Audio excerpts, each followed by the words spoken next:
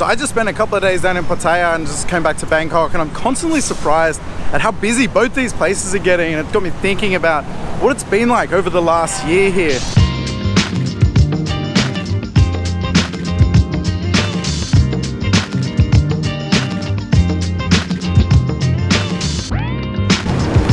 So last night I was looking back through some of my old footage over the last year, and it was kind of surreal to look at it and sort of relive all that. So it's just been the craziest experience to see how quiet these places were and how much busier they are now.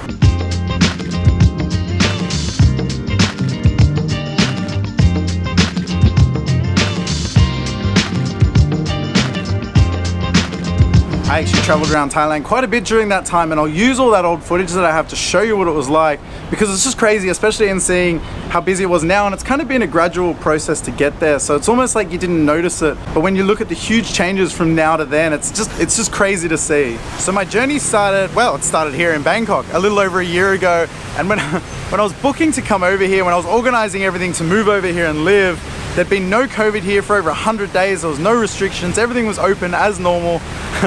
And then in the time from when I started booking to the time I arrived, everything changed, and then we went into lockdowns. Now at the beginning, Bangkok was pretty open. It was sort of a gradual process of how it closed. The cases were sort of slowly going up every day, but it wasn't too bad. And then all of a sudden it just sort of took off and things went out of control. The restrictions didn't really bother me that much. It was something that sort of was happening everywhere in the world, and I knew it would pass here. But when they introduced the restriction that you could no longer eat in restaurants here, that's when I had enough. I remember there was one day I had to sit in a gutter somewhere to eat my lunch, and I was like, nah, this is it. I need to leave Bangkok, because Bangkok was basically the only place that was a dark red zone at that point. I gotta get the hell out of the city, man. I'm currently sitting in a gutter eating my lunch.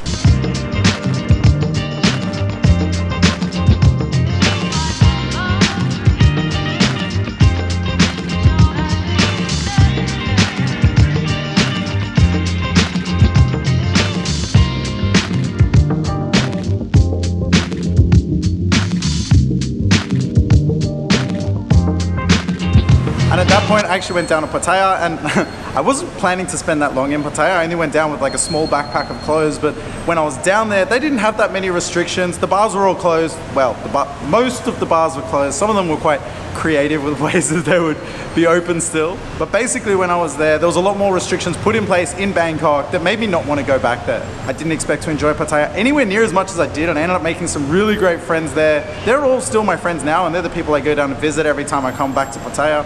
In a weird way, it was kind of fun to be there at that time. You know, it was a total ghost town, and obviously it was terrible for all the businesses and everyone that suffered there, but the only people there was no tourism, so the only people that were there were people that lived there, and that's how I got to know so many people there. There was like a real kind of community feel to the place at that time. You know, now that all the bars are open and tourism's back, it's a completely different vibe there, and it's, don't get me wrong, it's a lot of fun, but it was very different back then.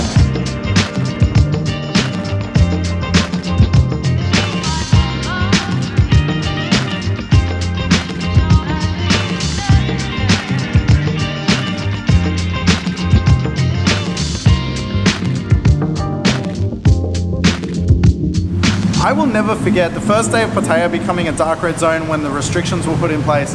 It was a ghost town there before, but it was absolutely insane. It was so crazy to see just how quiet it was.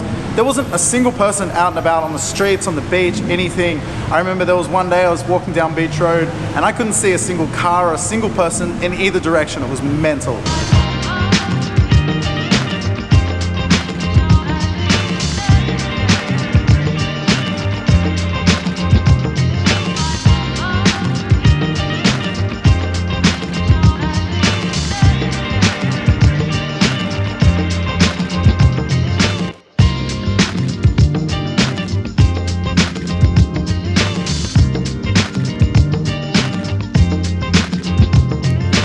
And then that's when I made the move to Chiang Mai. So I was just running away from the restrictions at this point. At that time, Chiang Mai's restrictions weren't that harsh and you could eat out. You know, they still had night markets open and their bars, well, actually, come to think of it, their bars were open, trading as restaurants, but you know. I had actually never been to Chiang Mai before. It was great to see. I really enjoyed Chiang Mai. It's not like anywhere else that I've been to in Thailand, both just like visually and the vibe there, it's completely different. I had an amazing time, and it's very chilled, and I felt like I really got to relax there. It's also really beautiful there in amongst all the mountains. I would rent a bike and just go for rides up through the mountains and just see these incredible places. I also did a lot of trips up that way. I went to like sort of Chiang Mai, and I did all that road tripping with Cynthia around that time, because up there in the north they didn't have the restrictions. I did spend a couple of days going to the touristy areas in Chiang Mai and the places where they had like the night market and the night bazaar. There's a whole strip sort of down the end, and they had bars and the night bazaar and everything, and that was completely dead because it was all tourism based and there was no tourism there at that time. I do remember just walking through these night bazaars that were just completely empty and abandoned. It was super spooky. It was kind of surreal at that time, and from what I hear, it's all starting to recover now, which is great news too.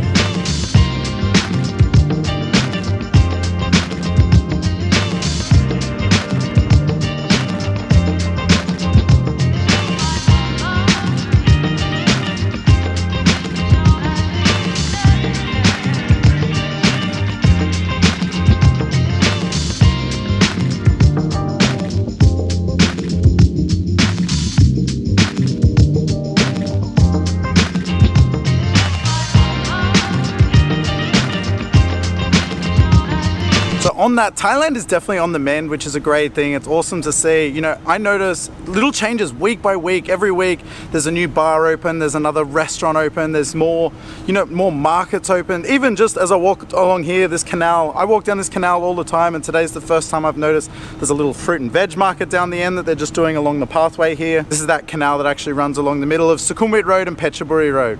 I just spent 2 days in Pattaya, and I was really surprised at how busy walking street's getting. You know, you can see people everywhere. There's all the street performers back, people on stilts, people trying to get you to go to go-go bars and ping pong shows, all sorts of crap. But they wouldn't be doing that if they didn't have the numbers to be able to back up those businesses. I also see a ton of new street food vendors opening up, food courts, also those little pop-up bars that are just along the side of the road. You know, they've got basically a big icebox and some little plastic tables and chairs that you can sit at.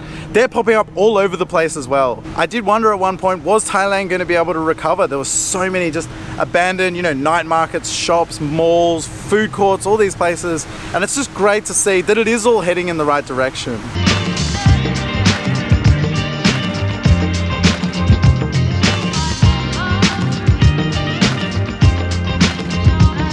So just a quick thank you to everyone that's been following along the journey for the last year. If you've seen all this footage before, then that means you've been following along for quite a while, and I'm really appreciative of that. But now is the best time to come to Thailand, come to Bangkok, get your ass over here. I just made a video on that, so get over here. I'll see you soon.